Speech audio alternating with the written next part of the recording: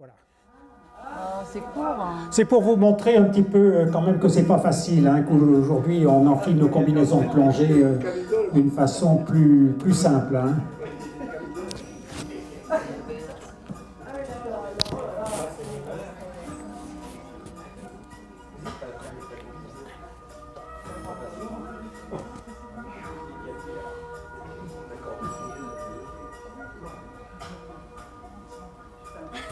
Il n'a pas l'air très tranquille. Ce sont des baptêmes, hein, des baptêmes qui sont faits donc, dans les Pyrénées orientales, Cap Cerbère. C'est plus terrible, le casque.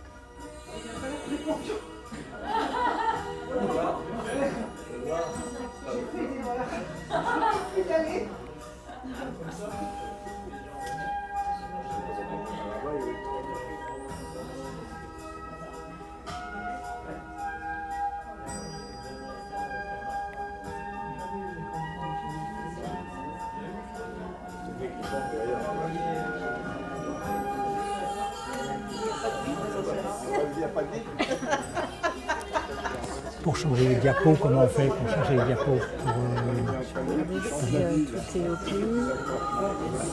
Déjà, est-ce qu'il y a des piles dedans? Oui. Le petit machin. Je fais la peau. Donc, tu as juste à faire Oui, appuyer là-dessus. d'accord. Mais pas là-dessus, hein, là, ça change rien.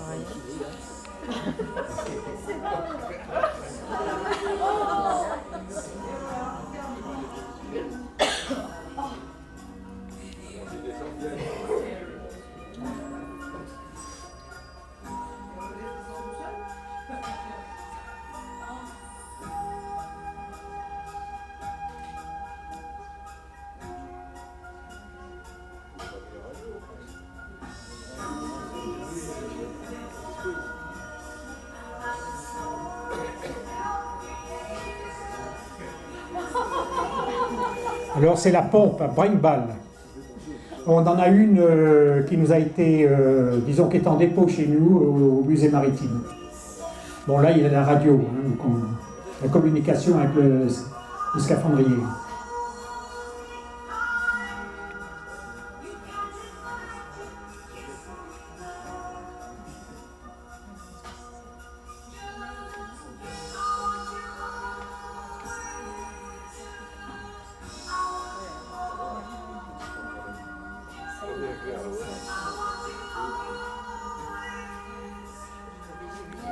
Voilà, ben je crois qu'on va arrêter là parce que il y en avait pour 15 minutes, c'était pour vous faire patienter. Hein.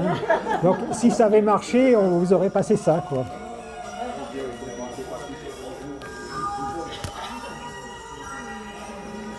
Voilà, ben tu peux l'arrêter là. Bah, s'ils veulent. Non, parce qu'il y en a dit pour 17 minutes. Il y en a pour 17 minutes.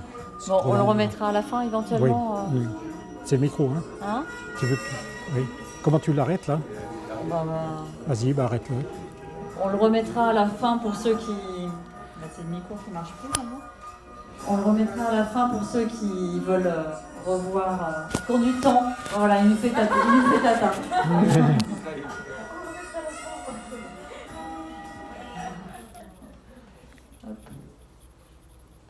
Alors. Voilà. C'est bon? C'est bon. Voilà, super. Allez. Attends, on revient sur... voilà. Bon, mais écoutez, après ce prélude, ça marche là, vous m'entendez? Oui. Voilà. Bon, alors, d'une part, merci à Jean-Paul pour... il m'avait prêté passer 17 minutes de film très intéressant, dont un dernier film qui a été pris en 1947 sur les ramasseurs d'éponges en Floride. Donc c'était assez intéressant, mais enfin tant pis. Hein. Alors, aujourd'hui, donc... on va voir un siècle d'histoire, donc je le fais démarrer à 1873 ou 1874 et on va jusqu'à 1973-1974, donc ça fait 100 ans. Alors, donc en 2013, j'avais fait un diaporama sur la Joliette, donc certains d'entre vous étaient là et m'avaient apporté des informations que je ne connaissais pas. Hein, je parle d'Arnold, je parle de Claude Babin, je parle de Thilou, je ne sais pas s'il est là, Thilou aussi. Parce que Thilou m'a dit, par exemple, à un moment donné, bon, ben, va voir mon tonton Serge Vanal, il a des choses à te raconter. Alors, on en parlera tout à l'heure. Donc, finalement, c'est avec vos témoignages, avec les mails que vous m'envoyez, qu'on peut compléter les histoires. Alors, aussi, vous avez à droite, là, donc, une photo de Riquet Guaran. Donc, Riquet Guaran nous a abandonnés il y a 10 ans déjà. Donc, on en parlera dans ce diaporama et c'est un petit peu un souvenir que nous avons avec lui. Voilà, donc Riquet Guaran, ça fait pas tout à fait 10 ans, c'était le 1er novembre qu'il avait disparu.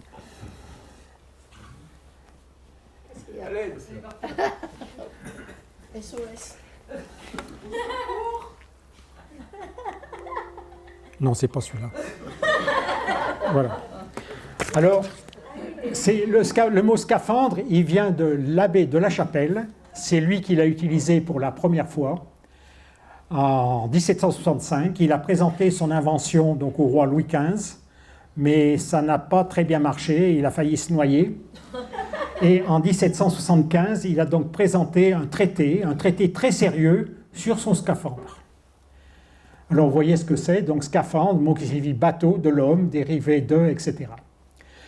Donc c'est un moyen pour un homme pour se soutenir sur l'eau et traverser une rivière sans aucun péril. Voilà, alors ce scaphandre, homme-bateau, eh bien si vous avez visité le musée avec attention, vous avez un petit livret à l'entrée où vous avez donc les choses qui ont été embarquées sur les bateaux de la Pérouse. Et ce scaphandre a été embarqué donc sur les bateaux de la Pérouse. Je vous rassure, on ne les a pas trouvés à Vanikoro. Hein, donc, parce que c'est du liège. Ce n'est pas quelque chose qui est fait pour s'immerger, c'est quelque chose finalement pour regarder un peu les canards. Et donc 2 scaphandres ont été embarqués sur les bateaux de la Pérouse. Tu peux bouger?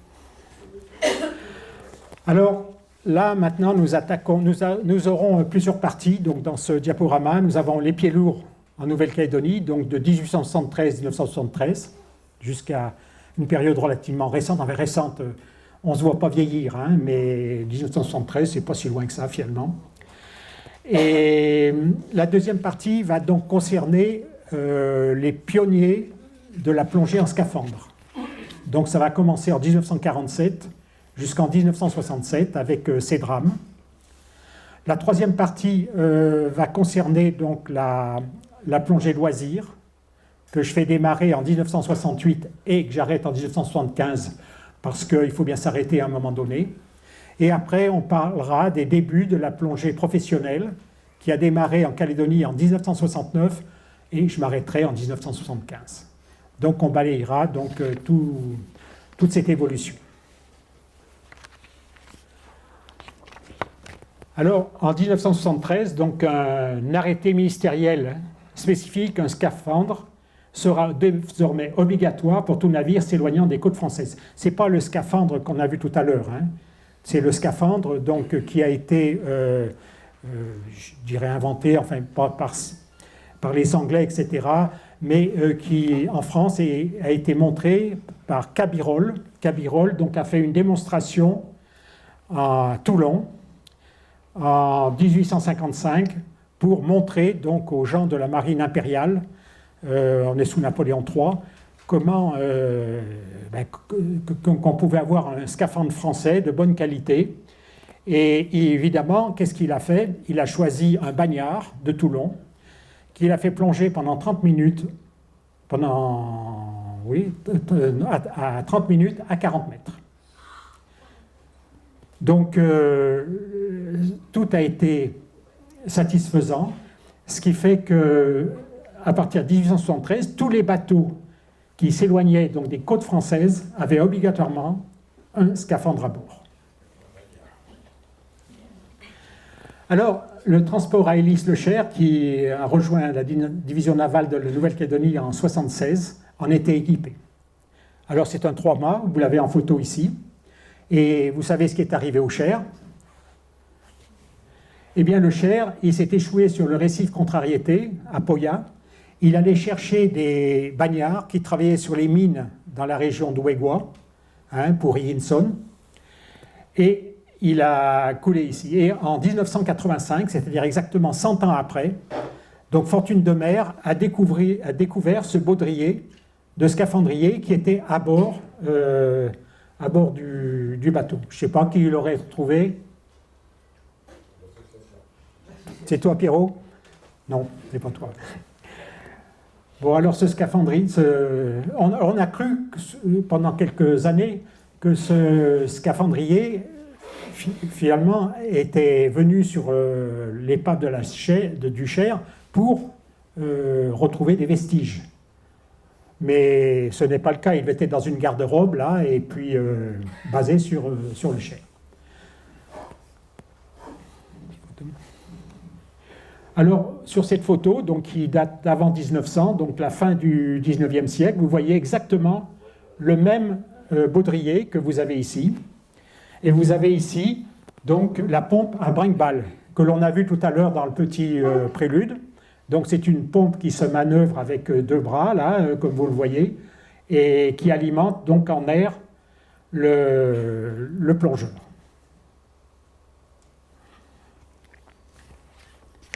Alors, en Calédonie, eh bien, comme à Toulon, qu'est-ce qu'on a fait plonger? On a fait plonger des bagnards.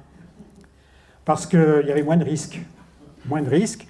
Et ceux qui étaient à la pompe, c'était les marins des bateaux de la Marine nationale. Alors, ces bagnards-là ont certainement travaillé sur le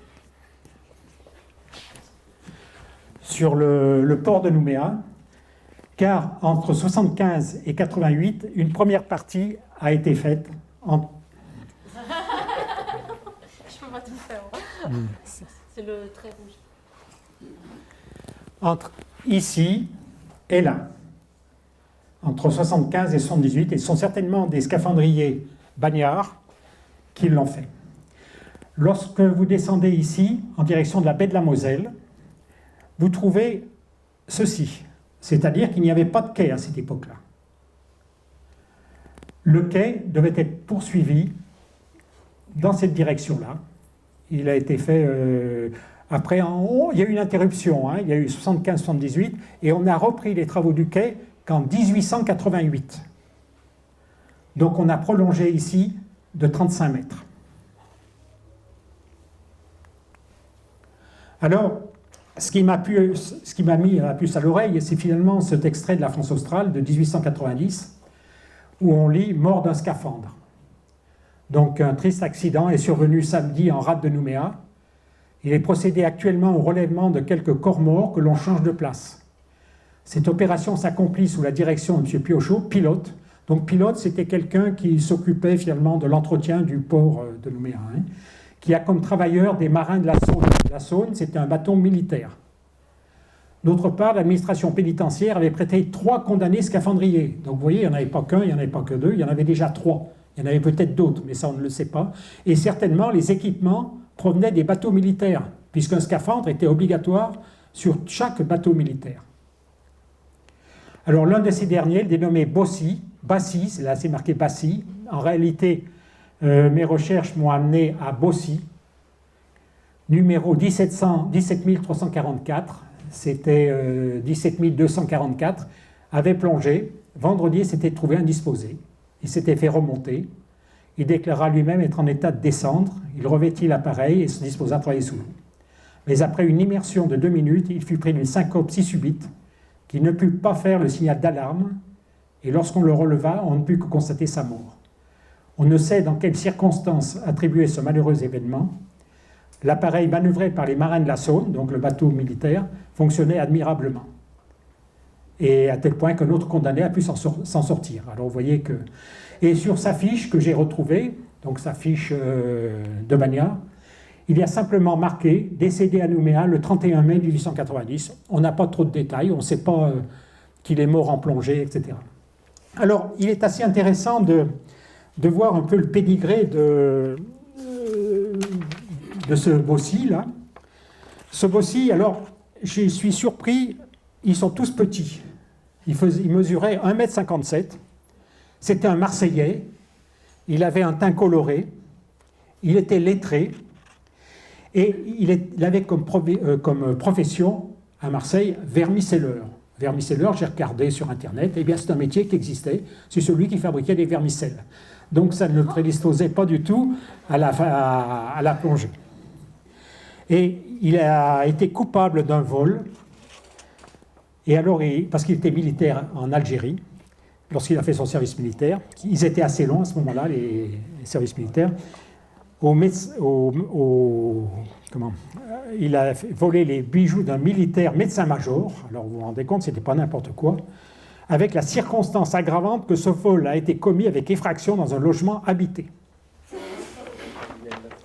Alors, il en a pris, il a été condamné à Alger, à 10 ans de travaux forcés, dégradation militaire et 10 ans d'interdiction de séjour. C'est-à-dire que lui, s'était coincé, il ne pouvait plus revenir à Marseille. Alors, c'était quand même quelqu'un qui devait avoir du caractère, parce qu'il était tatoué sur l'avant-bras droit d'une femme arabe et d'une colombe avec inscription « À toi ma vie », Marseille. Sur l'avant-bras gauche, un vase à fleurs, sur le bas de la main gauche, une tête de femme, coiffée du bonnet phrygien et de l'as de pique. Une massue sur l'épaule droite. Donc, vous voyez, décédé. Donc, il avait 24 ans. Donc, il est mort dans un accident de plongée.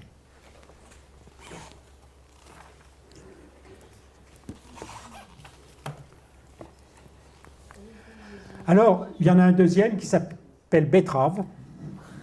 Je ne l'ai pas inventé, hein, c'est son nom. Et comment j'ai eu son nom? Parce qu'il n'est pas cité dans l'article. Simplement, sur un article de la France australe, j'ai trouvé Betrave, scaphandrier, propose de soumettre au gouvernement, etc., un système de communication. Alors, évidemment, ça m'a intrigué, cette chose-là. Alors, je suis allé voir si c'était pas un bagnard non plus. Et j'ai retrouvé sa fiche. Donc, le dénommé Betrave, ici, donc qui était beaucoup plus âgé que le Bossi qu'on a vu tout à l'heure, qui devait être certainement un brave gars. Alors, il était né en 1949 à Lille, et il a été, dès l'âge de 16 ans, il est allé en prison, pour des petits vols, etc. Apparemment, c'était une personne qui n'avait pas qui n'avait pas de revenus. Il avait comme métier rattacheur. Alors rattacheur aussi, c'était un métier qui existait à Lille. C'était un métier ouvrier de filature chargé de rattacher les mèches ou les fils cassés. Pareil, petite taille, 1,62 m. Alors pourquoi est-ce qu'il célibataire, lit et écrit imparfaitement. Alors, il a été condamné à 16 ans à 1 mois de correction pour vol, à 19 ans 2 mois pour vol, à 19 ans encore 3 mois pour vol, à 20 ans 6 jours pour rébellion, 4 mois lorsqu'il avait 20 ans. Et ce qui est curieux, c'est toujours aux périodes de Noël. Toujours vers le 24, le 27 décembre. Alors là, il a été coupable d'un vol la nuit, avec violence, et il a été condamné en 1871 à une peine de 10 ans de travaux forcés. Il est allé au bagne de Toulon en 1871, et puis il a été détaché de la chaîne, donc il a été vraiment... Est-ce qu'il a fait comme pour notre plongeur qui a essayé le matériel Cabirol, est-ce qu'il a plongé à Toulon? Ça, je n'en sais rien. Il faudrait voir les archives, peut-être à Toulon. Et il était embarqué donc, pour la Nouvelle-Calédonie, sur la Loire, à 24 ans.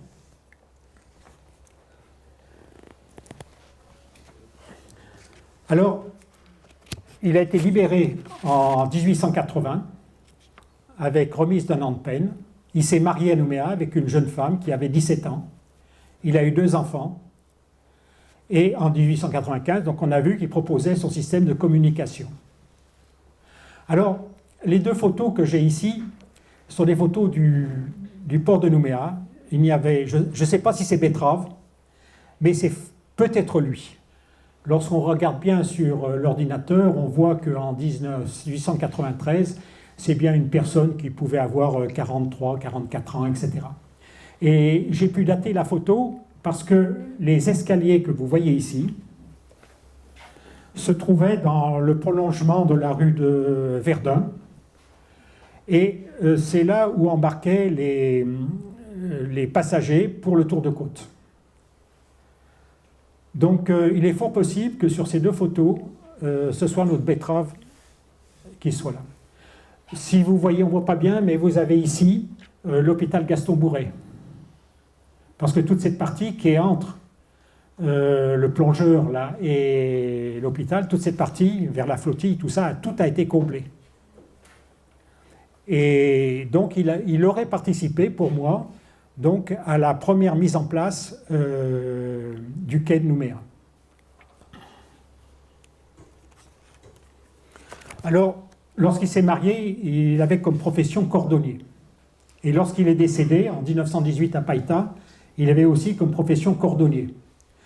Je pense qu'il a dû arrêter de plonger en 1901, parce que sur les journaux, on parle donc d'un scaphandrier, on ne donne pas de nom. Donc c'était un libéré, il était libéré, hein, il n'était plus au camp, il n'était plus de l'autre côté, à l'île Nou. Hein. Et donc, il travaillait à son compte, certainement.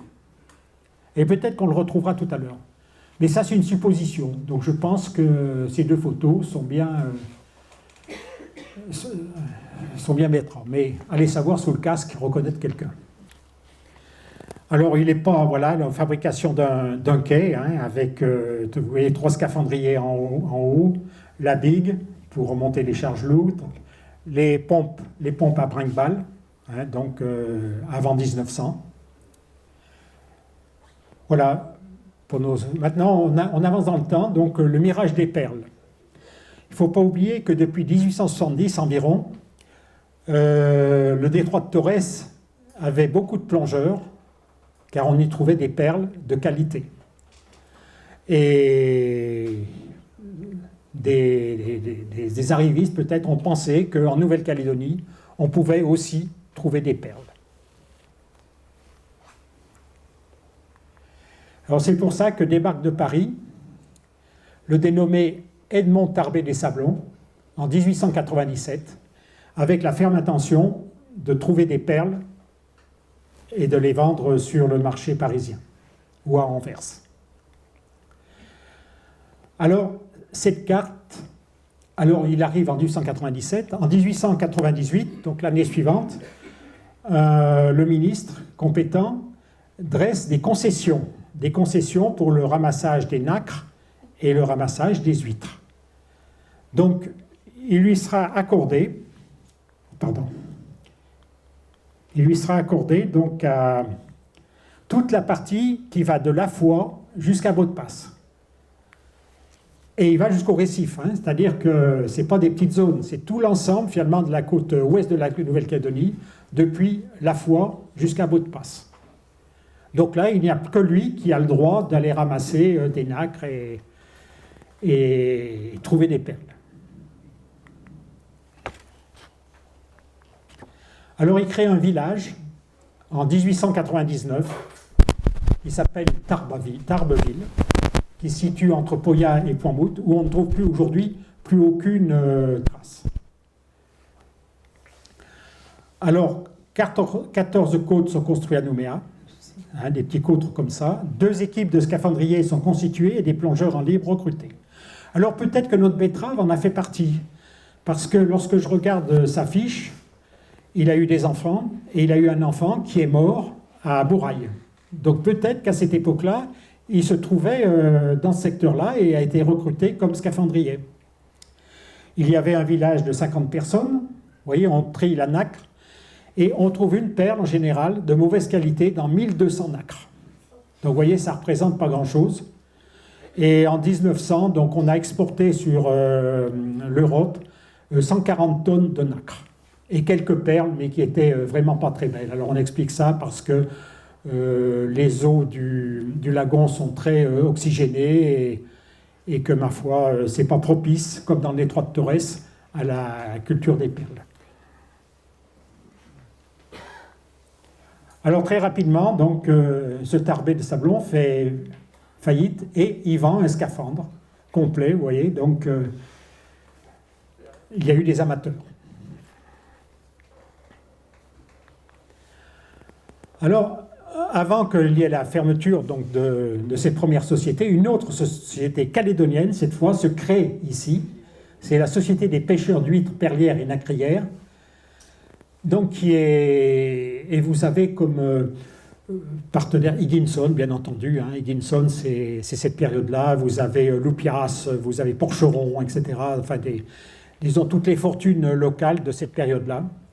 Et on leur attribue ce qui reste, hein, c'est-à-dire qu'ils ont toute la côte Est.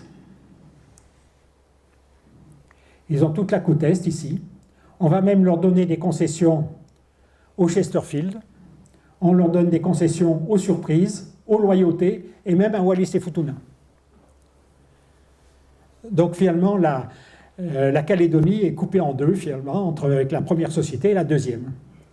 Alors là, donc cette société nomme à deux goélettes, donc des bateaux plus conséquents quand même que d'Arbet des Sablons, qui s'appellent la Perle et l'Elsie. Et bon, comme il n'y a pas de petit profit, en même temps, ces deux goélettes sont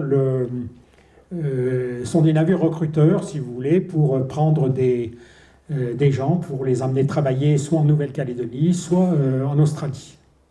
Et on recrute également 2 scaphandriers. Alors, est-ce que notre Betterave en faisait partie? Ça, je n'en sais rien, mais c'est peut-être possible. Mais il arrivait certainement un moment où il devait prendre sa retraite. Alors, la désillusion, pareil, une activité artificielle jusqu'en 1924. On ne s'est plus intéressé à la perle, mais on s'est intéressé à la nacre. Et on opérait aussi bien en Nouvelle-Calédonie, donc sur les concessions qui étaient données par le ministre, là, qu'aux Nouvelles-Hébrides. Et alors, en 1916, donc, il y a également un appareil donc, complet de scaphandrier qui est proposé à la vente. Et ce qu'il y a d'intéressant, c'est qu'en 1927 aussi, on vend une cloche de plongeur. Alors, je ne sais pas trop à quoi ressemblait cette cloche de plongeur. Elle avait 1 tonne de bronze, donc certainement le bronze a été récupéré, hein, un câble souple, un groupe électrogène, un tableau de distribution, un treuil électrique, un compresseur d'air à moteur électrique, c'est-à-dire qu'on avait un compresseur et un moteur électrique, un téléphone sous-marin, c'est-à-dire que le scaphandrier pouvait communiquer avec la surface, parce qu'avant, le scaphandrier communiquait simplement avec une corde qui le reliait à la surface. Il y avait également donc 2 habits de scaphandre neufs, 2 demi-habits de scaphandre usagés, etc., 2 casques de scaphandre. Donc vous voyez, avec quand même un matériel assez conséquent. Et moi, je suis persuadé que tout ce matériel est resté en Calédonie. Donc, j'estime le nombre de casques qu'il y a peut-être dans les maisons calédoniennes, peut-être entre 10 et 15. Bon, le scaphandre, enfin l'habit qu'on appelle la peau de bouc est souvent mangé par pas les termites, mais par les rats. Bon, il reste des chaussures de plomb, mais enfin, il doit rester du matériel. Ah oui, donc il y a un scaphandrier là, donc, qui est mort, là, qui est un Australien, qui est mort aux Nouvelles-Hébrides en 1902. Alors, Henri Drémont, ce nom vous dit quelque chose, c'était quelqu'un qui est originaire de Bourail, qui était charpentier de marine et chalandier à Bourail, avec la pétrolette La Marcelle. Chalandier, je le rappelle, c'est un terme bien calédonien, c'est la personne qui allait au tour de côte, qui débarquait les passagers et qui débarquait le fret ou qui l'embarquait. Alors, tout ça m'intrigue. Bon, j'ai rencontré les descendants de la famille Drémont, là, à Bourail. Malheureusement, comme souvent c'est le cas, les souvenirs sont quasiment inexistants. Mais il y a eu les Nouvelles Hebdo en 1989 qui avait publié donc une série d'articles, ce qui était très intéressant, sur ces plongeurs pieds lourds. Alors, j'ai lu cette partie-là. Installé à Bourail, donc Henri, le grand-père, pêchait les bêches de mer grises qui foisonnaient dans les passes de Bourail.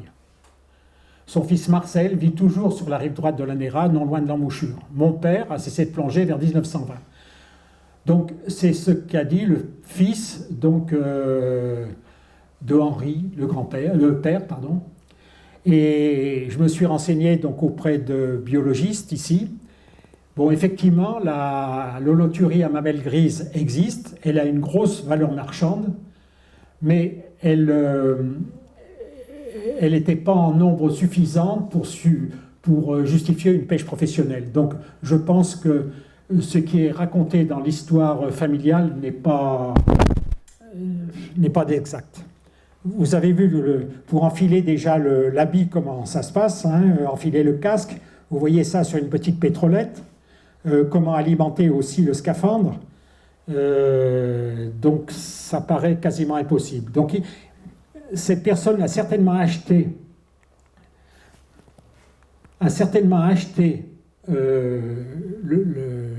le scaphandre ici, en 1905.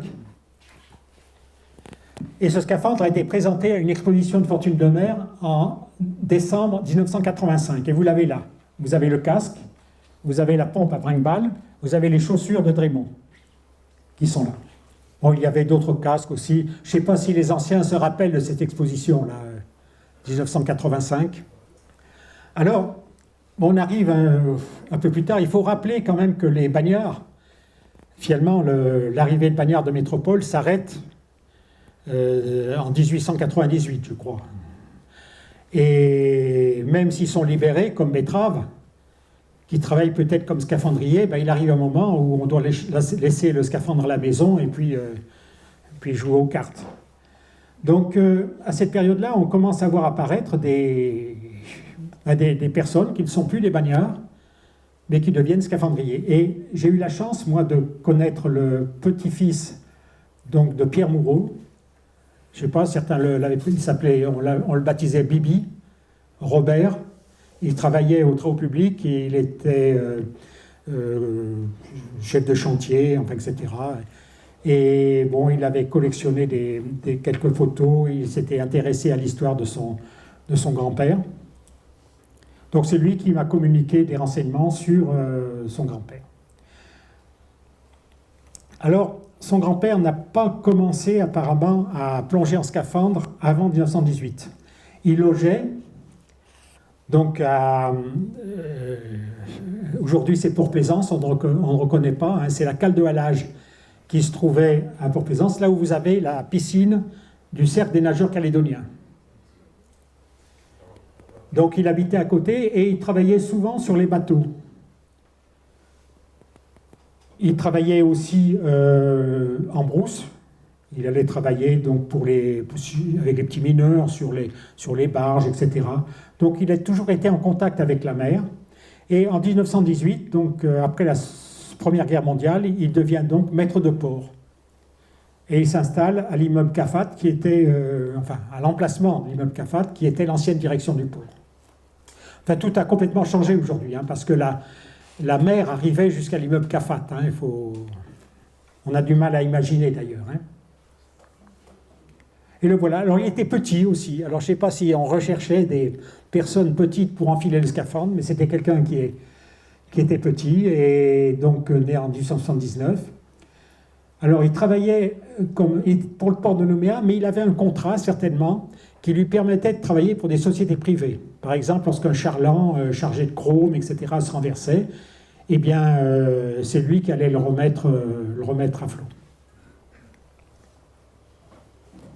Je pense que la photo ici a été prise sur le port de Nouméa. Alors, vous voyez, on n'a plus la pompe à brinque-balle, on a désormais une pompe à volant. C'est-à-dire que pour alimenter le plongeur en air, on tourne cette pompe.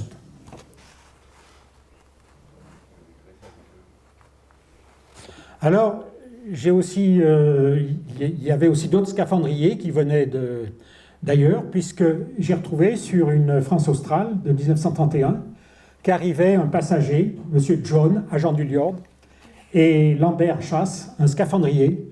Et bien, chaque fois qu'il y avait des échouements, des naufrages, etc., eh bien, le Liord, pour les problèmes d'assurance, faisait venir un scaphandrier pour voir si le bateau pouvait être renfloué ou s'il fallait le considérer comme une perte. Donc, par exemple, ces deux personnes sont venues pour le naufrage donc, de l'Enton, qui est un bateau anglais, un vapeur anglais qui est naufragé dans le sud de la Nouvelle-Calédonie et qui avait un chargement de chrome. Et évidemment, le bateau n'a pas été renfloué et je crois qu'il en reste de moins en moins de Langton. Donc on peut penser que chaque fois qu'il y avait un naufrage, eh bien des agents du Liord et également des scaphandriers venaient en Nouvelle-Calédonie. La Joliette. Alors, je ne vais pas reprendre, j'avais fait déjà un diaporama sur la Joliette il y a 6 ans, donc là, on va juste en parler, et s'il faut refaire un jour un diaporama sur la Joliette, eh bien, on le refera. Alors, ce bateau, la Joliette, a été naufragé à Thio, donc lors d'un cyclone, en 1909. Vous aviez un transborder qui venait d'être construit, qui permettait donc au nickel de gagner énormément de temps sur le chargement des bateaux. On passait de 1 mois à 10 jours, ce qui est énorme. Alors, la SLN était quand même bien embêtée avec ce transborder qui était hors d'usage et voulait faire renflouer le bateau. Ils ont fait appel à une société de renflouement australienne en 1909. Et cette société donc, a fait des propositions, mais il fallait utiliser de l'explosif. Le nickel a dit non, l'explosif, non, c'est pas bien. Et puis, comme autre condition, eh bien, c'était Newture, je prononce mal l'anglais, no pay, c'est-à-dire pas de sauvetage, pas de paye. Bon, alors la société australienne a laissé tomber, et bien entendu, la Joliette n'a pas été renflouée en 1909. Mais en 1938, donc les bateaux de la SLN et les bateaux japonais devenaient de plus en plus gros et la Joliette donc gênait au fond de l'eau. Donc on a fait appel à un scaphandrier qui est très connu, et si vous avez la curiosité, allez sur Internet et vous verrez un peu toute sa vie. Il s'appelle John Johnston, c'est un Anglais mais qui est installé à Melbourne. Et qui est venu. Le voilà, là. Donc là, évidemment, il a utilisé un peu d'explosifs, mais pas trop quand même. Il a utilisé du chalumeau, et c'était vraiment un professionnel. Alors, vraiment un professionnel parce qu'il a formé une équipe. Il a formé des gens, des salariés de la SLN, donc Charles Chantreux, qui était un charpentier de marine. Et là, bon, vous voyez, il n'est pas petit, lui. Il paraît assez costaud. Hein. Il a formé également Bob Mortensen, qui est un Danois, né à l'île Pot, et qui a aussi une histoire extraordinaire. Arnold Ross pourrait vous en parler pendant une demi-heure. Donc, qui était chargé, si vous voulez, de la pompe, qui était chargé donc, de la maintenance du matériel. Et il a formé donc des Indonésiens pour l'aider. Et il a également formé un autre scaphandrier, Paul Le Bouellec. Paul Le Bouellec, également petit. Bon, j'ai eu l'occasion de voir un descendant de Le Bouellec qui vit à la Wenghi et il ne garde pas grand-chose de son aïeul, il a simplement le poignard de scaphandrier. Et ce matériel, donc, c'est un matériel qui appartenait à la SLN. Dans les années 1960, il a encore été vu dans un dock à Thio Mission. Bon, après, il a disparu. On ne sait pas où, mais il a été vu en bon état en 1960. Donc, vous voyez, on utilisait la pompe. On n'avait pas un narguilé pour aller sur l'épave. Alors c'était vraiment un professionnel. Il avait une chaloupe à sa disposition. Il avait fait également un radeau avec la bigue dessus. Et périodiquement, donc, il faisait un état de la découpe sur ce bateau. Et ce dossier est très intéressant. Il se trouve aux archives de la Nouvelle-Calédonie, où vous pouvez voir quasiment jour par jour ce qui a été fait comme travail sur la Joliette.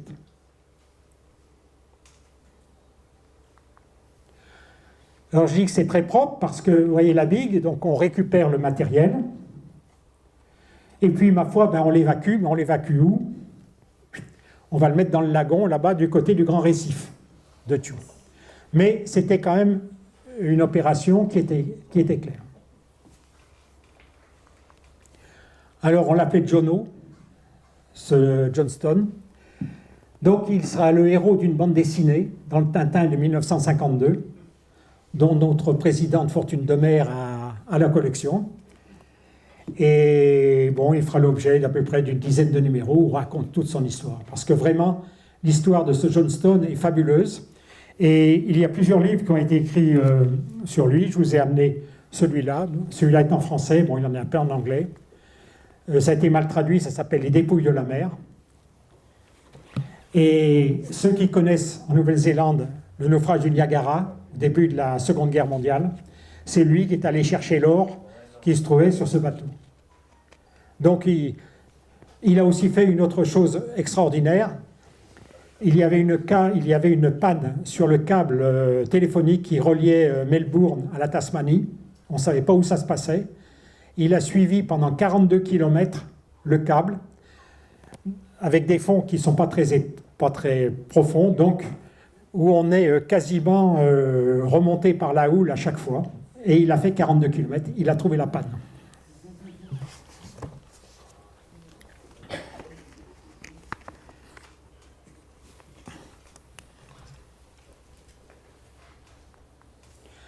Alors là, je fais une parenthèse, parce que ce ne sera pas un pied lourd, ce ne seront pas des pieds lourds, mais on est en 1963.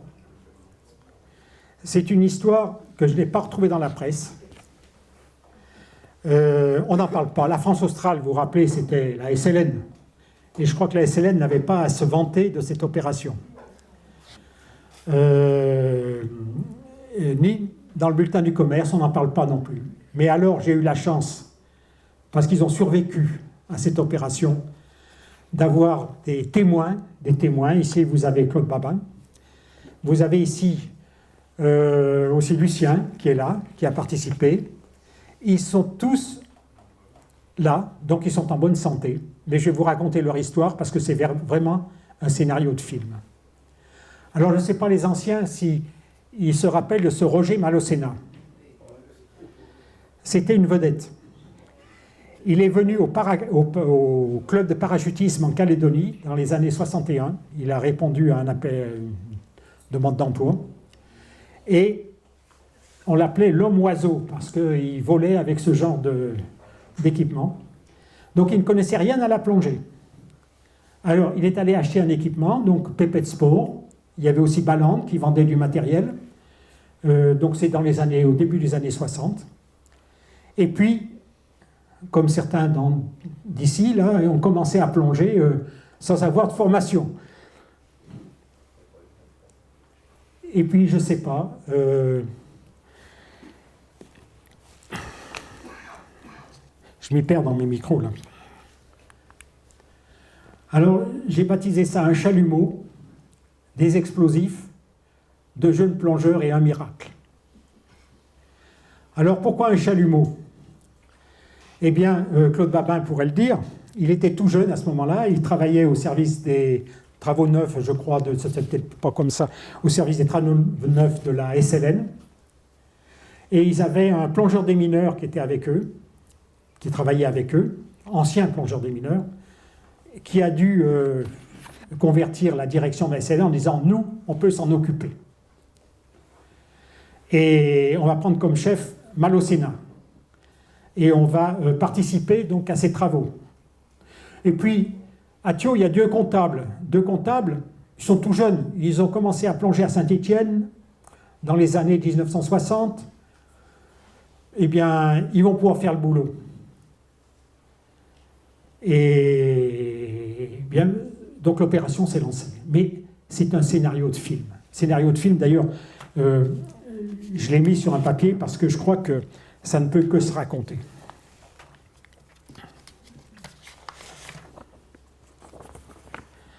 Alors, donc Malocena, on en a parlé un petit peu.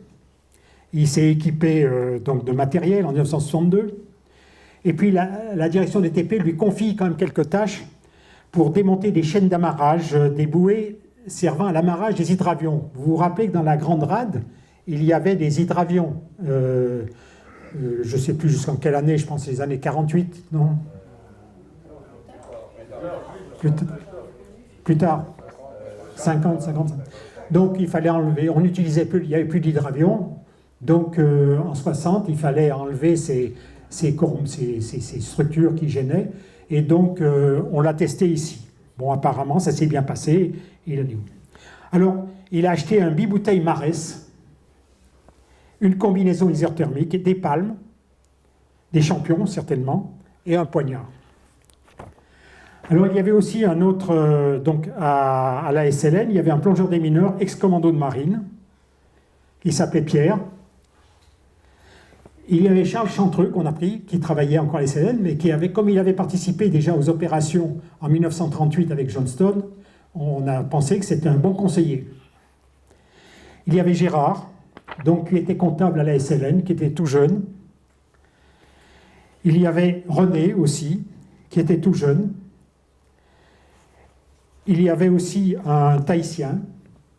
Et ils ont formé une équipe. Alors, à Nouméa, on a testé le matériel. La SLN a commandé le matériel, le chalumeau acétylénique, je ne sais plus comment on en prononce ça. Donc, un chalumeau. C'était à peu près le même modèle qu'avait utilisé Johnston en 1938. Donc, ils ont appris par cœur le mode d'emploi. Ici, ils s'en rappellent certainement. Ils l'ont testé, et puis, ma foi, c'était parti. Il paraît que la boîte était très jolie. C'était une boîte vernissée en bois, bien entendu, avec un matériel ultra neuf. Alors, ici, vous avez donc le chalumeau qu'on aperçoit, mais c'est quand même le chalumeau, c'est quand même quelque chose qui n'est pas facile à manier. Il y a des dangers.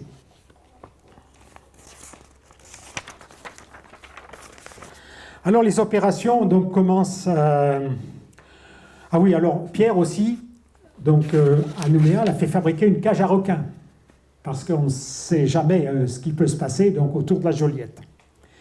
Et puis, bon, ils ont l'équipement classique, monobouteille avec réserve, détendeur Mistral, Mistral gagnant, Cousteau gagnant, donc c'est les années 1960, combinaison, etc. Et, ma foi, en août 63, donc il y a une chaloupe où on embarque des bouteilles tampons, des bouteilles de propane, d'hydrogène, d'oxygène. On amarre la chaloupe donc à un duc d'Albe. Je ne sais pas si vous... Duc d'Albe, c'est une espèce de grosse structure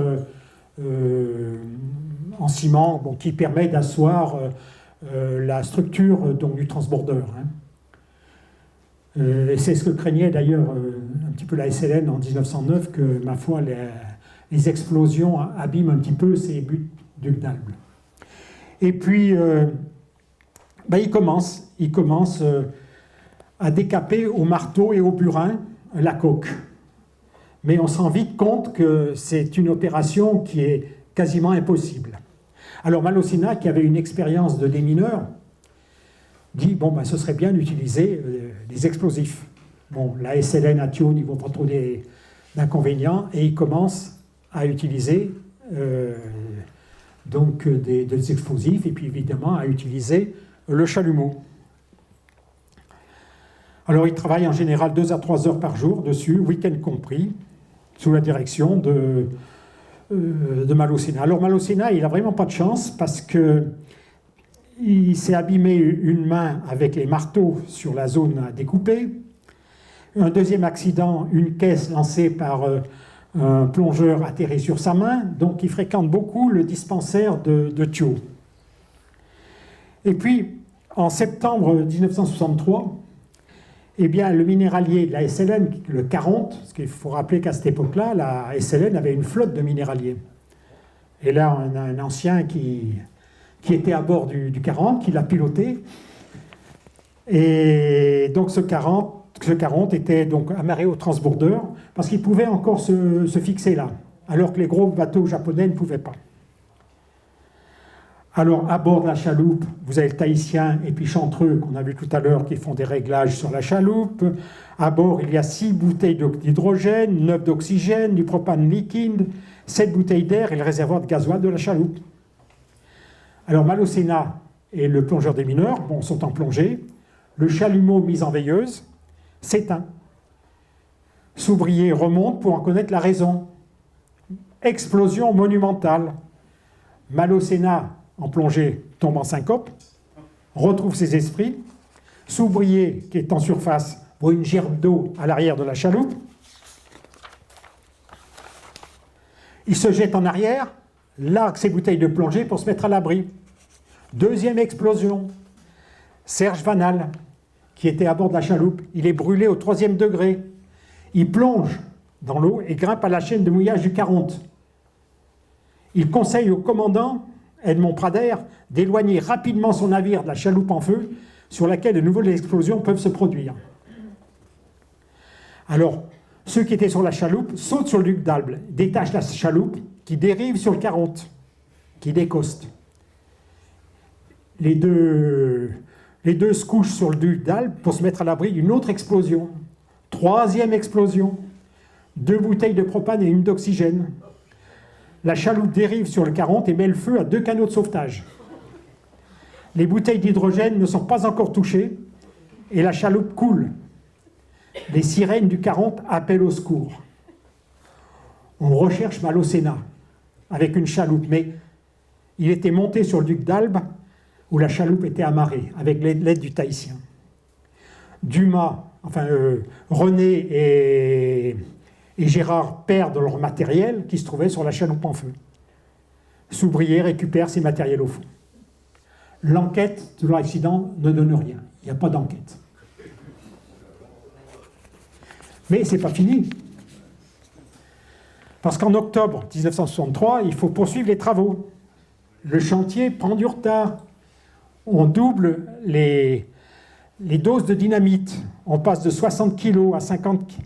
Mais quand même, à la SLN, ils commencent à s'inquiéter et ils demandent de baisser un peu les charges. Donc on passe de 60 kg à 50, à 30, à 10, à 15, à 5, 4 fois par jour. Car les vibrations dues au choc inquiètent les responsables de la SLN. Alors, Malocena, il reste seul à plonger. Parce que les 2 comptables, est-ce que c'est la trouille? Est-ce que c'est leur travail? Parce qu'ils devaient faire la paye des ouvriers. Finalement, Malocena reste tout seul. Et il va chercher Lucien. Lucien, qui est un copain donc des 2 comptables, qui va venir, qui ne connaît rien à la plongée. Donc très rapidement, Lucien, qui est là, dans l'assistance, eh bien, il va être formé sur le tas, à utiliser le chalumeau, à plonger, etc. Donc, comme il n'y a plus de chaloupe, Chantreux fait construire à la SLN à Nouméa un radeau sur lequel ils mettent les bouteilles de propane, d'acétylène, d'oxygène, de plongée, etc. Vanal, qui est guéri de ses blessures, les rejoint et puis participe donc à la autre. Alors ici, sur la photo, vous avez au milieu, c'est Roger Le Sage. Je ne sais pas si ça vous dit quelque chose. C'est un des 4 du Moana. Le Moana, c'était un voilier qui faisait le tour du monde, qui s'est arrêté à Tahiti, qui s'est arrêté en Nouvelle-Calédonie à un bon moment, on en reparlera d'ailleurs. Et il est venu faire des photos. Et il a plongé, et puis Malocena a replongé avec une bouteille qui était fermée. Et puis la bouteille a explosé au fond de l'eau. Il s'est encore blessé la main.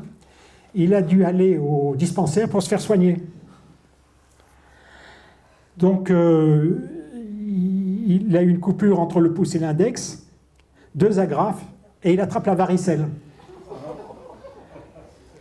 Quelques jours de détente, et en allant se baigner à la rivière à Thio, accident de voiture. Retour au dispensaire de Thio pour la pose de 2 agrafes. À Nouméa, la radio décèle une fracture du crâne. Et finalement, donc le chantier est terminé. Ce qui est découpé n'est pas enlevé, contrairement à ce qu'a fait Johnstone, c'est-à-dire tout est resté sur place. Voilà l'histoire. Mais c'est une histoire... et de les retrouver tous vivants, eh bien, chapeau. Hein, Lucien? Mais personne n'en a parlé. Et c'est Vial qui me dit, tu devrais aller voir Serge, là, mon tonton, là, parce qu'il a une histoire à te raconter. Et c'est comme ça que ça a démarré. Donc j'ai rencontré Serge, après j'ai rencontré Claude Babin, qui lui connaissait bien le chalumeau. Après j'ai contacté donc, les deux jeunes plongeurs comptables à la SLN. Ensuite j'ai contacté Lucien, et qui m'a fourni des documents. Autrement, on n'aurait rien su. C'est quand même une drôle d'histoire. Hein.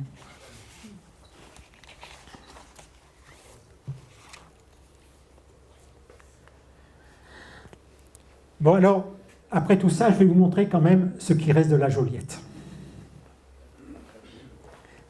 Et puis là, il y a un petit hommage à Riquet qui nous a perdu, qui nous a laissé il y a 10 ans.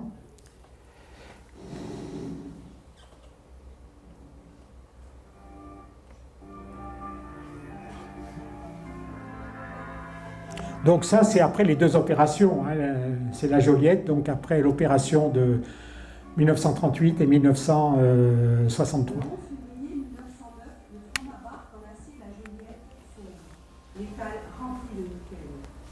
Nous sommes à Thio au début du siècle.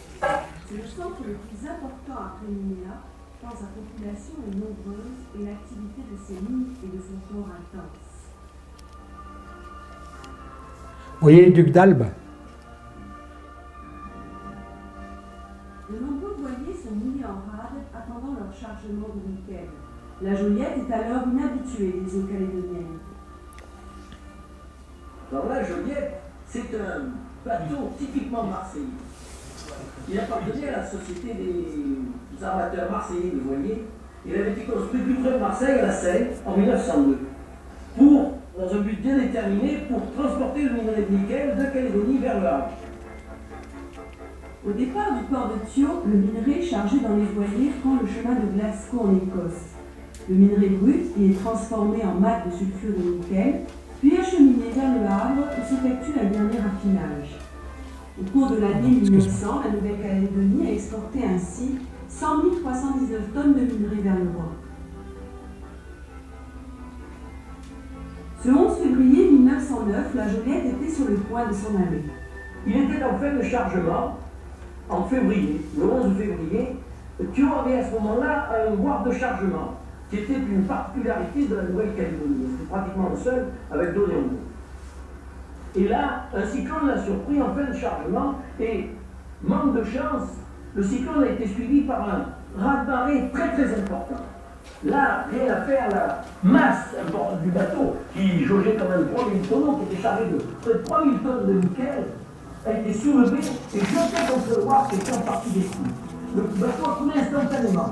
Et si l'équipage, les 16 ou 18 marins qui étaient à bord à ce moment-là, ont pu être sauvés, c'est par un coup de chance extraordinaire, le Madar Timon, en s'appalant, tombant, a fait une passerelle entre le wharf et le bateau au dernier moment.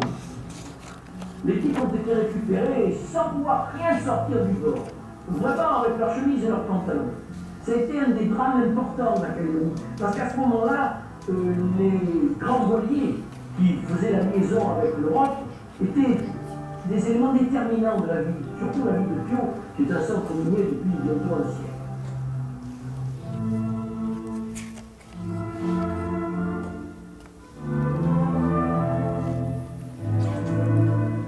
C'est en 1876 que le prospecteur Audrin découvre sur le plateau un minerai de nickel très riche. En 1880, la société Le Nickel regroupe les intérêts de messieurs Higginson, Hanson, ainsi que ceux de monsieur Jules Garnier, le découvreur du minerai, et ceux de la banque Rothschild, qui font de Thio un village très prospère. L'épave a été très gênante. Elle bloquait absolument le wharf de chargement. Ils ont été obligés, la société, la SLN a été obligée de construire un deuxième wharf. Parce qu'on n'a pas pu enlever l'épave, elle y est toujours. On a pu, en partie, la raboter en quelque sorte avec un dynamitage important qui a coupé toute la partie arrière, mais à l'heure actuelle, sur les 90 mètres du bateau, il y a à peu près 90 mètres de longueur, hein, sans compter le beau près. Sur les 90 mètres du bateau, il en reste à peu près 75 mètres qui sont encore contre les piles de l'ancien chargement de Kew, avec les traves et le bout de l'or qui pointent très près de la surface, qui sont à l'heure actuelle recouverts de gorgones, d'alcionnaires. C'est une vision quand l'eau est claire, ce qui est rare à cause des chargements, messieurs. Quand l'eau est claire, c'est une vision de cette étrave qui encore donne le sentiment de vouloir continuer sa route.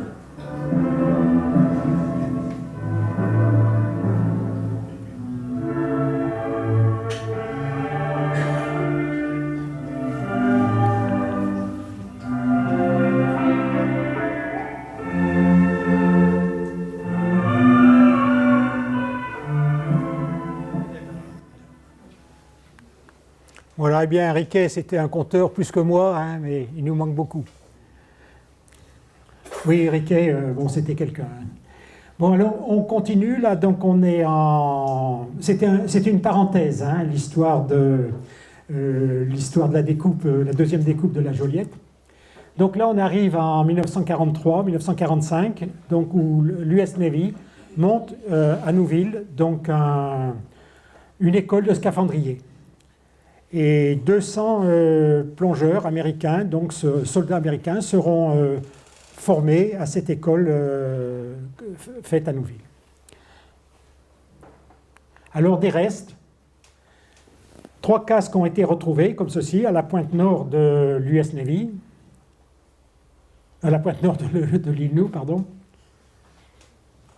Il faut se rappeler que ce bateau-là, qui est l'île Thompson, donc était coulé par une mine à Nouméa, dans la baie de Nouméa, et donc a été sauvé grâce aux plongeurs. Vous avez eu aussi des interventions sur le président Coolidge.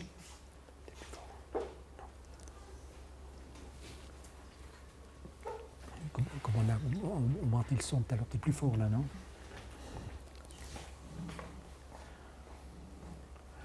Voilà. Bon, ces 3 casques, je sais où ils sont. Hein, ils ne sont pas perdus pour tout le monde. Ben, ils ont été trouvés en plongée, un peu dans la vase. Hein. Il y en a un à Wallis, et puis il y en a 2 en Calédonie.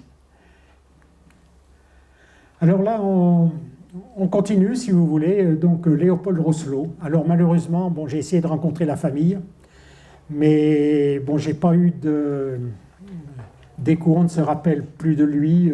Il faut dire que il lui reste un fils qui avait 16 ans lorsque lui est décédé en 1952, et on ne se rappelle pas de grand-chose. Mais enfin, il y avait dans l'article des Nouvelles Hebdo donc suffisamment de renseignements pour que j'essaye de reconstituer son parcours. Alors, il a donc passé son brevet de scaphandrier, ce monsieur, là, pendant la Première Guerre mondiale, et curieusement, donc, il utilise un matériel de scaphandrier qui appartient à la famille Reuter. Pourquoi la famille Reuter, ça je ne sais pas, et qui sera ensuite utilisé par Michel Dianou à Quibini. Quibini, c'était également une propriété Reuter. Alors, qu'est-ce qu'il faisait avec ça? Je n'en sais rien. Pardon? Oui. Ensuite, je pense qu'il a remplacé Moreau, qui a quitté définitivement la Nouvelle-Calédonie en 1933, et il a arrêté donc de plonger en 1949. Alors, d'après ce que je pense, parce qu'on parlait également de scaphandrier dans les articles, il a dû participer à la récupération de minerais de chrome sur le Roanoke. Le Roanoke, c'est un bateau américain, le plus grand voilier coque en bois qui a brûlé dans cette baie, et on a essayé de faire de la récupération de minerais. Alors, la photo que vous avez à droite, je l'ai trouvée à Kumak, lors d'une exposition sur la Tiebagi, où c'était marqué scaphandrier à Pagoumen. Donc il est fort possible que ce soit une photographie donc, qui corresponde à la récupération du minerai de chrome. Donc ce serait peut-être Rousseau. J'ai mis un petit rappel aussi, en 1905, donc, des scaphandriers australiens sont venus de Sydney pour essayer de renflouer ce navire, mais cela s'est avéré impossible. En 1939, donc, il a participé au renflouement du Fotini Caras au Chesterfield. Alors là, je suis sûr, parce que son nom est marqué. Le Fotini Caras, c'est Fortune de mer, cherche désespérément ce bateau, Il a été déséchoué une première fois et s'est échoué à nouveau et on n'arrive pas à le trouver. Pourtant, c'est un bateau qui fait 110 mètres de long, je crois, 120 mètres, 100 mètres. Et c'est en métal, bon ben, on ne sait pas trop où il est. Donc il a participé à ça. Alors il a aussi participé à la mise en place d'un filet de protection sous-marin entre la Pointe Chalex et l'île Aubrun. Hein, ici, là. Oui, on voit les filets sous-marins. Hop, pardon.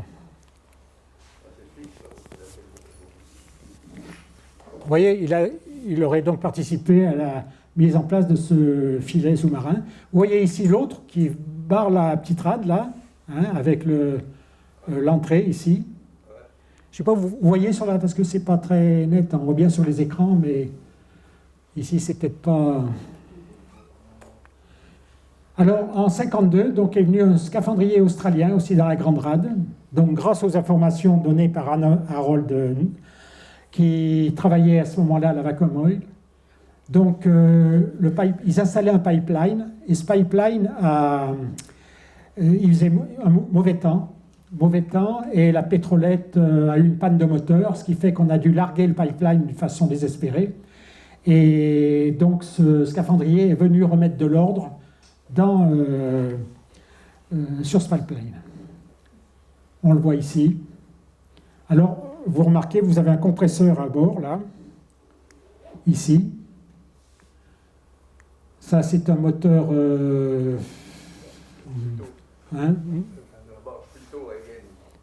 Dash plutôt. Donc,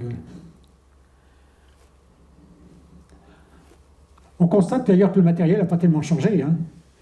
Simplement, maintenant, ils ne sont plus alimentés par des pompes à bras ou des pompes à roues. Hein. Ils sont alimentés donc, en narguilé. Alors, le dernier pied lourd, donc, c'est la Citra qui l'a fait venir. C'était un personnel de la Citra qui est arrivé en 1969, qui serait parti en 1973 ou 1974, et qui était chargé de poser les viroles. Les viroles, ce sont des espèces de gros tubes qu'on voit ici, qui servent à soutenir les quais. D'ailleurs, le musée se trouve là. Vous auriez aujourd'hui les pieds dans l'eau. Hein? Donc, il a posé aussi ceci. Et donc là, j'ai eu la chance donc, de rencontrer le géomètre de la Citra qui travaillait avec lui, qui lui positionnait finalement qui lui donnait la position des viroles, etc. Et lui faisait des plongées à 12 mètres. Alors, il paraît c'est un monsieur célibataire, assez âgé. Lorsqu'il plongeait, il avait son habit de ville et il mettait l'habit de scaphandre sur son habit de ville. Je ne sais pas s'il gardait ses chaussures. Hein. Et il plongeait. Il était assisté par des plongeurs tahitiens, mais qui ne plongeaient pas en scaphandre, qui plongeaient en autonome. Des plongeurs qui avaient une bonne formation professionnelle et qui venaient de Mururoa, donc qui avaient plongé à Tahiti, etc., et qui venaient un petit peu à la demande de la Citra. Donc ce Philippe, dont je ne connais pas le nom, il a travaillé également à Népouy, pour le port de Népouy, l'élargissement de la passe. Il a travaillé sur la cale de halage qui était à Nouville à l'époque. La cale de halage était à cet endroit-là. Et bon, il a fait plusieurs travaux, mais il est resté quand même 4 ans. Alors, c'était un monsieur solitaire, qui ne parlait pas beaucoup, qui se levait très tôt le matin, à 3 heures du matin, et qui commençait à faire sa cuisine. Et certainement, lorsqu'il a quitté la Nouvelle-Calédonie, il a dû prendre sa retraite. Parce qu'en 1974, c'est vraiment un des derniers pieds lourds qui est opéré en Nouvelle-Calédonie.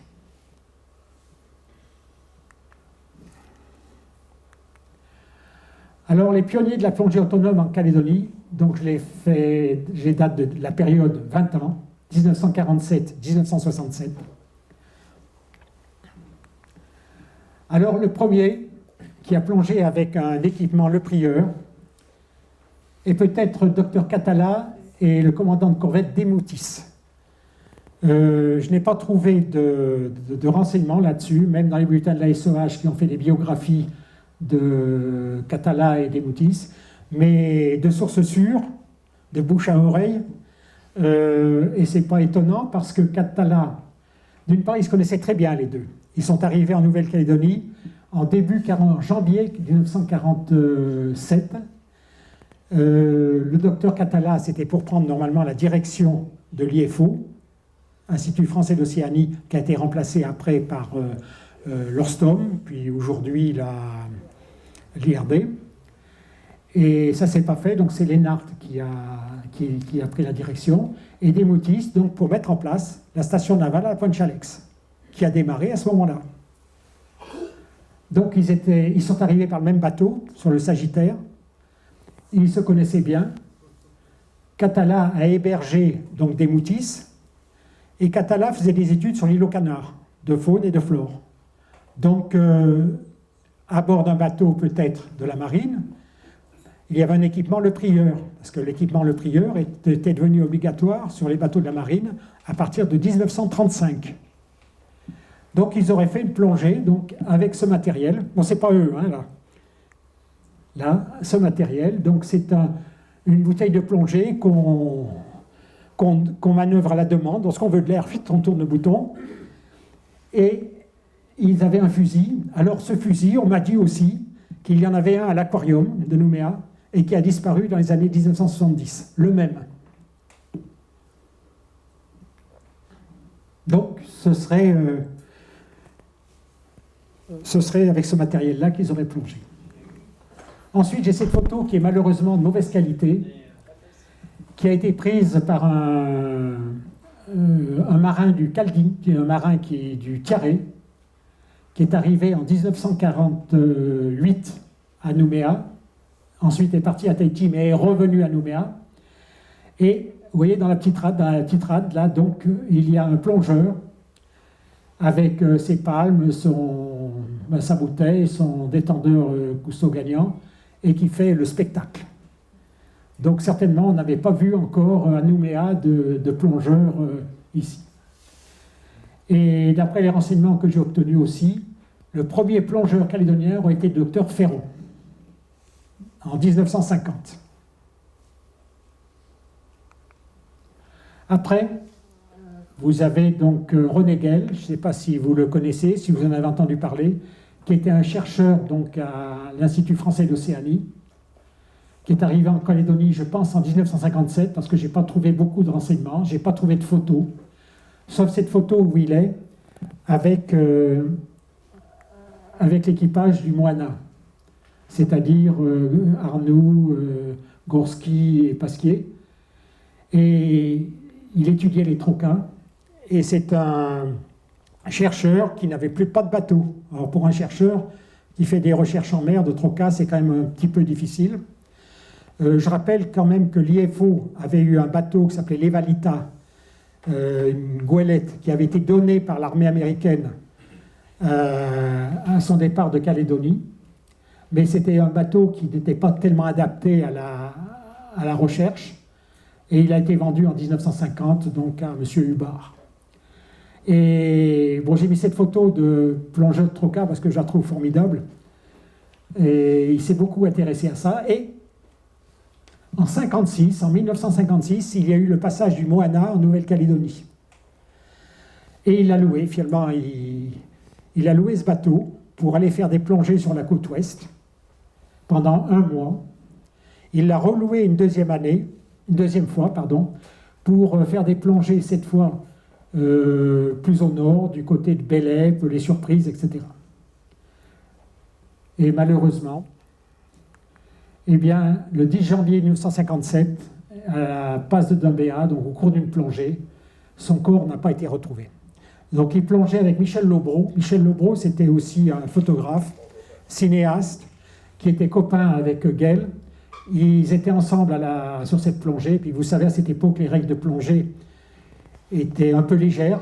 C'est-à-dire qu'à un moment donné, Guel s'est retrouvé tout seul. Lobreau est remonté sur le bateau. Il y avait quelqu'un sur le bateau. Son corps n'a pas été retrouvé. On a dépêché un petit avion privé pour faire des recherches dans la passe, etc. Mais ça n'a rien donné. Donc Guel est décédé donc, en janvier 1957.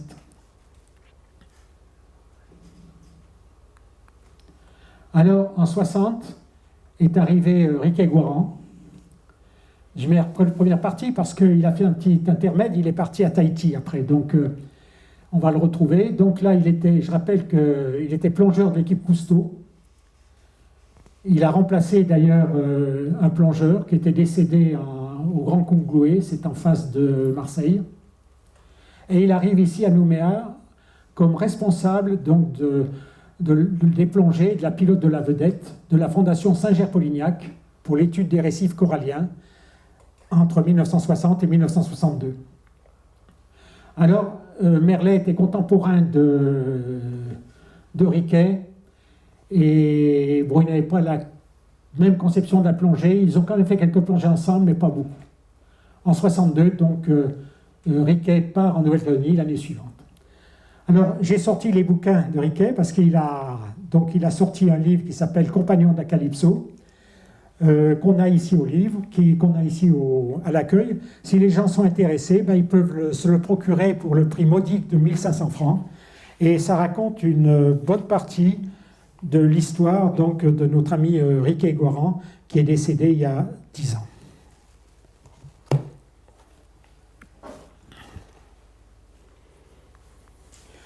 Alors, il a été à l'origine de la création du premier club de plongée, que j'appelle éphémère, en février 1962.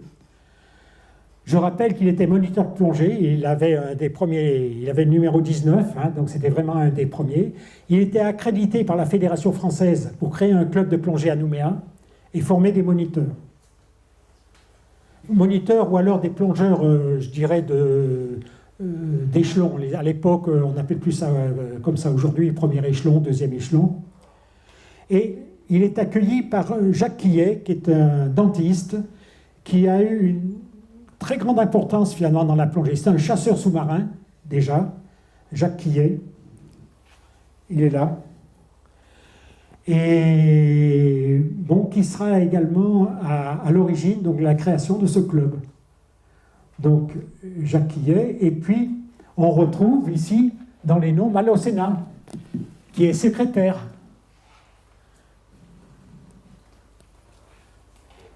Donc, ce club n'a pas été plus haut. Alors, Dr Merlet est arrivé bien avant 1960, hein, mais apparemment sa grande partie de plongée, c'est 1960-1967. Je rappelle Gell, il a laissé son nom quand même, le plongeur de l'IFO. Du côté du Mont d'Or, vous avez le banc Gell. Je ne sais pas ceux qui ont un bateau l'ont peut-être noté. Et ici, le docteur Yves Merlet, bon, qui est un docteur qui a commencé à exercer donc, sur Poniriouin et qui est venu en 60 à Nouméa, et apparemment c'est là où il a vraiment commencé la plongée. Et donc, il a plongé, il avait un groupe d'amis, il a plongé donc avec de jeunes plongeurs qui sont ici dans l'assistance. Hein, donc, vous voyez le matériel, hein, je ne sais pas si vous les reconnaissez de dos, mais enfin, ils sont là. Enfin, il n'y en a qu'un. Hein. Et malheureusement, le 5 mars 1967, il fait un accident de plongée à la passe de Kouari. En général, dans cette période-là, les années 1960, et l'équipe de Merlet était surtout là, plongeait surtout pour approvisionner l'aquarium de Nouméa. Hein, donc ils étaient très proches de Catala. Ils faisaient gonfler leurs bouteilles donc à l'aquarium, etc. Et j'ai essayé de recenser, donc il avait un bateau donc, qui s'appelle la Comatule. C'est un bateau qui a été construit donc, à Nouville, dans un chantier expérimental qui a été mis en place par la CPS, Commission du Pacifique Sud. Donc c'est un bateau qui ressemble un petit peu à nos pétrolettes. Et bon, ici j'ai noté donc les gens que vous connaissez peut-être comme anciens, Simone et Marcel Anglès. Donc j'ai eu le plaisir de téléphoner, de contacter Simone. Bon, les bargibans, on n'en parle pas parce qu'ils connaissent tout là-dessus, sur cette période-là. Bernard Conseil, qui est un ami de tous, Alain Coconio, Michel Lobreau, dont on a parlé tout à l'heure, Yves Magnier, donc, qui était sur la photo tout à l'heure avec Merlet, Pierre Rual, qui est un ancien de l'Ostom, D'ailleurs, moi, lorsque j'ai commencé à plonger, j'ai eu beaucoup de chance parce que j'ai commencé à plonger en 1970 et tout le groupe d'encadrants, c'était tous des gars comme Pierre Rual, Rougerie, je ne sais pas si ça vous dit quelque chose, tous ces noms, qui étaient des jeunes chercheurs de l'Ostrom et qui étaient très intéressants donc, à suivre en plongée parce qu'ils connaissaient plein de choses.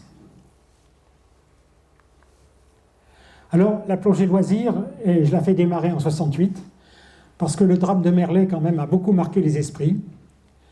Et d'autre part, donc, tous les plongeurs, si je dirais c'était un club, c'était un peu réduit comme effectif, faisaient gonfler leurs bouteilles à l'aquarium. Ce qui fait que ça commençait à poser quand même des problèmes, parce que l'aquarium n'était pas fait pour gonfler les bouteilles des plongeurs. Donc, en 68, une section plongée a été créé donc, au sein du cercle des nautiques calédoniens. Club d'exploration, qui s'appelait d'ailleurs Club d'exploration sous-marine du Pacifique, Yves Merlet. Bon, Dieu sait la vie, je pense que ça a été rajouté sur le papier après, ça ne faisait pas partie de l'encadre, cercle nautique calédonien. Donc le bateau était le Vagabond.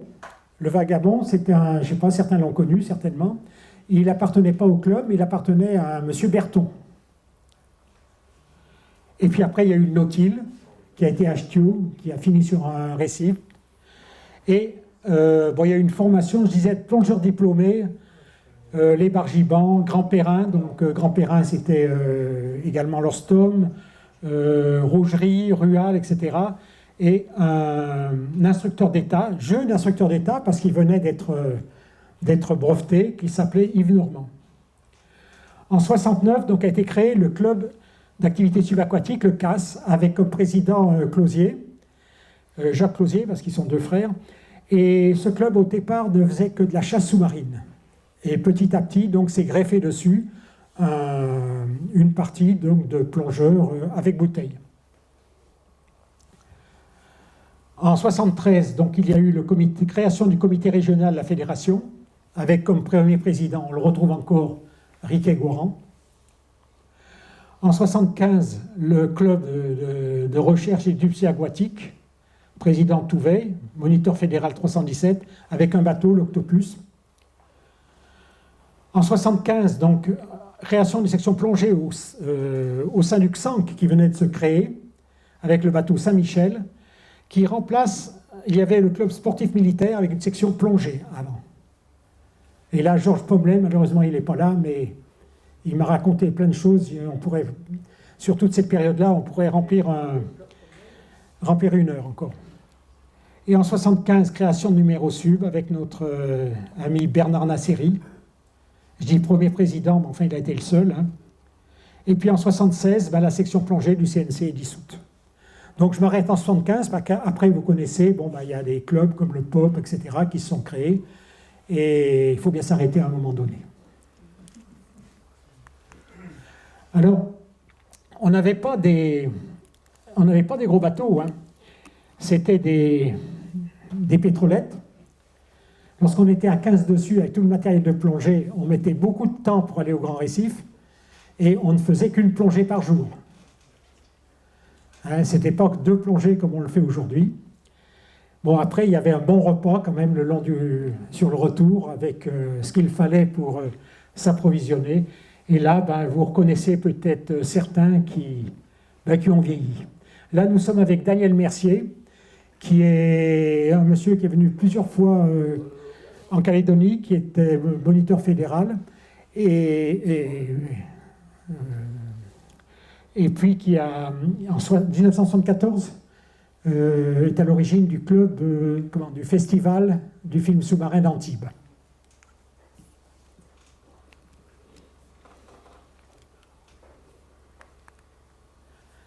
Bon, alors, la plongée professionnelle. Alors, je reviens donc sur un article de la France australe de 1963. Donc, la Société du chalandage recherche 2 plongeurs. Il y a une barge chargée de chrome qui s'était retournée dans la rade de Nouméa. Alors, qui s'est présenté? Eh bien, ce sont nos amis René, de tout à l'heure sur la Joliette, et Gérard. Donc, ils sont allés passer des câbles sous le bateau. Donc, il n'y avait pas de plongée professionnelle à ce moment-là. Alors, la première société qui s'est mise en place est en 1969. C'est la Socatram.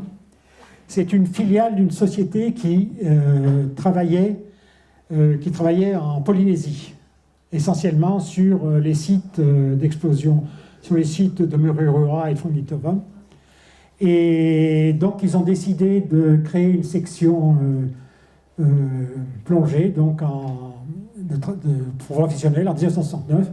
Et Riquet Goran a été nommé directeur. Donc, on le retrouve encore, Riquet Goran, directeur donc, de cette société, qui a créé aussi Marine Corail, que vous connaissez peut-être. Marine Corail, qui à l'époque était installée près du Haut-Commissariat. Et bon, cette société n'a pas duré très longtemps. Ils ont déséchoué un bateau chinois à Thio, qui s'appelle le Van Myt. Bon, ils sont intervenus sur la conduite en eau entre Nouville, qui était encore une île à ce moment-là, entre l'île Nou et la Grande Terre, et Nouméa, et beaucoup d'interventions ponctuelles. En 1974, donc, une grosse société ici, qui s'appelle la Montalève, a créé un département des travaux sous-marins, directeur Riquet Goran. Et vous retrouvez des noms que vous avez certainement connus, Aimé Bourgoin, François Le Viennois, Raymond Proner, Tony Note, je ne sais pas si ça s'écrit comme ça, Tony, c'est Tony de l'île des Pins. Voilà, et puis d'autres, enfin vous les connaissez. Et lorsqu'il y avait des besoins supplémentaires, on faisait encore venir de Tahiti des plongeurs tahitiens. Voilà, alors je remercie toutes ces personnes. Je remercie Suzanne, ici, présente, pour le don du casque. Et puis tous ceux que j'ai rencontrés, là, ou qui m'ont donné des renseignements. Et j'ai certainement oublié plein de choses à vous raconter. J'étais un peu stressé au début. Bon, ça s'est calmé après, mais ce n'était pas évident. Voilà, mais écoutez, merci.